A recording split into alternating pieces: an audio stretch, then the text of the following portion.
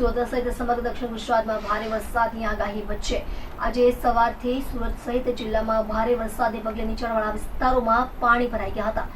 ખાસ કરીને આજે સવારથી બપોરના 2 વાગ્યા સુધીમાં સુરત જિલ્લામાં ઓલપાડમાં 3.5 ઇંચ અને ઉમરપાડામાં 3 ઇંચ વરસાદ ખાબક્યો હતો, જ્યારે બારડોલી, કામરેજ, માંગરોળ અને પલસાણામાં એકંદરે 2 ઇંચથી વધુ વરસાદ પડ્યો હતો, જ્યારે સુરત શહેરમાં 1.5 ઇંચ વરસાદ પડતા નીચાણવાળા વિસ્તારોમાં પાણી ભરાઈ ગયા હતા.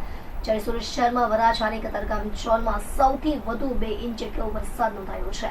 સુરતમાં આજે સવારથી જ ભારે વરસાદને પગલે મહાનગરપાલિકાનું તંત્ર દ્વારા પ્રી મોન્સૂન કામગીરીના નામે ઉતારવામાં આવી રહેલી વેઠની પોલ ખુલી જવા પામી છે. શહેરના મોટાભાગના વિસ્તારોમાં વરસાદી પાણીનો ભરાવો થવા પામ્યો છે.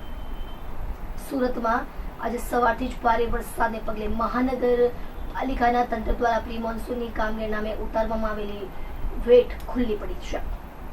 ખાસ કરીને કતારગામ ઝોનમાં ભારે વરસાદને પગલે ફૂલપાડા સહિતના વિસ્તારોમાં વરસાદી પાણીનો ભરાવ થયો હતો.